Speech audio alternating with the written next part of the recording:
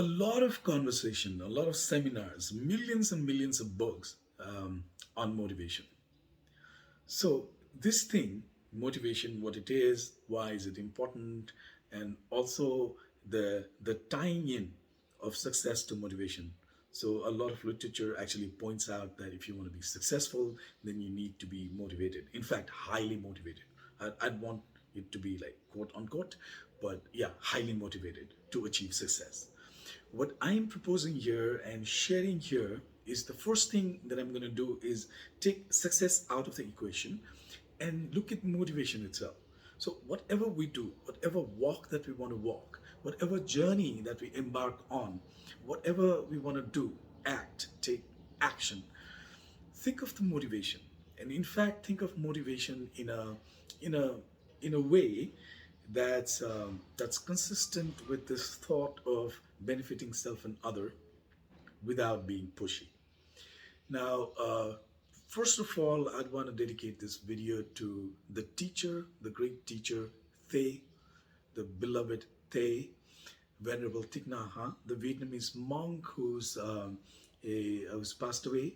His physical presence is with us no more, but he will linger in our minds, I think, forever. Because I've never met him, but just to see him talk, just to see even his pictures and read his books have given me a lot of motivation to embark upon a journey to contemplation. So this is dedicated to Venerable Thich Nhat Hanh. He was nominated for Nobel Peace Prize by Dr. Martin Luther King Jr. and was instrumental in the ending of violence in Vietnam and so many things, so many achievements. But I don't even think that the worldly achievements really mattered to this person because he just walked the walk. He was a contemplative. He taught mindfulness and meditation to millions of people across the world, and people have benefited a lot. And a lot of people are right now thinking of him. And if you've connected to him through anything by any means, this is a good opportunity, I think, to think of him. This is to Venerable Thich Nhat Hanh. Now, when I was thinking of him and I was thinking of motivation, I always think, what motivates these people? For this kind of people who are really not very interested in the way the success literature is concerned about. They do things out of a certain aspirational enterprise. They have a certain aspiration that comes from a certain space, a certain motivation, and this motivation is what really interests me, and this is what I'm trying to share with you. Now, I do not know if he actually was motivated completely or completely guided by this text that I'm quoting right now, that I'm trying to share right now. Not really quote, but share. So this text is called Bodhisattva Charyavatara. The entirety of the Bodhisattva's path is laid out in this text. In short, it's called Bodhi Charyavatara by this great Acharya, this great teacher called Acharya Shantideva from Bengal, who was a professor at Nalanda University, and which is one of the most ancient but one of the greatest centers of learning in the world. So he was a professor there, a very learned person and a great practitioner. And when he was composing this text, now this is very inspiring. When he was composing this text, as a Mahayana monk, his motivation is to benefit self and other. There is nothing at just benefiting self or just benefiting other. Now, benefiting self and other, he expresses this in a very beautiful way right at the onset when he's talking about the motivation to compose this text. He starts with utter humility. He says, I do not have what it takes to be a skilled author, a composer, somebody who can write a great text. But in utter humility, you see, it's very different from the success literature or the perfection talks and so on and so forth.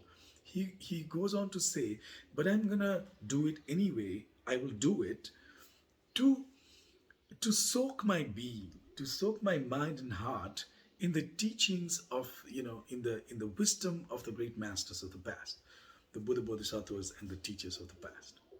So that's what he says.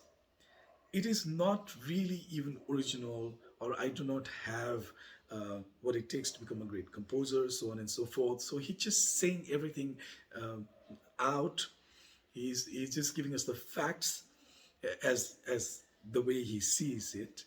The way I see is very different. I think millions of people, especially Buddhists, would like to see it differently and wanna see that this is one of the most important texts ever composed. But in his humility, this is what he's expressing. So he says, I do not have what it takes to become a great text composer. I do not have this originality. It's not something that I'm really speaking from my own wisdom, out of my own wisdom. This has all been said in the past by the great masters, so on and so forth. But I'm gonna compose this so that these teachings can linger on continuously in my mind stream, in my heart, mind, my being.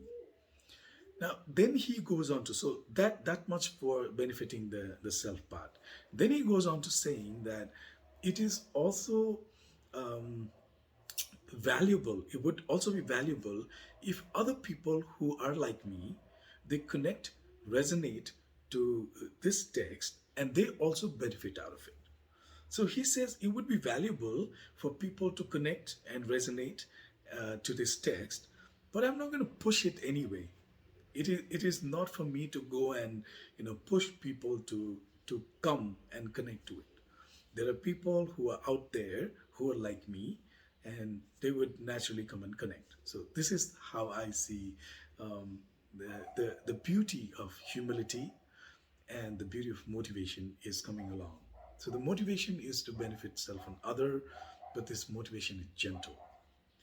It's not really hard grasping. There's no hard grasping to the idea of benefiting self and other. There's a certain gentleness. The main quality is gentleness here. It's soft, it's playful. And so, therefore, this kind of motivation, I think, results in a state where whatever we do, success, failure, so on and so forth, we will remain in a state where it's peaceful. So, whatever we do, if there is this element of being peaceful and being calm and being comfortable, what else do we want? So, this motivation is comfort. Thank you.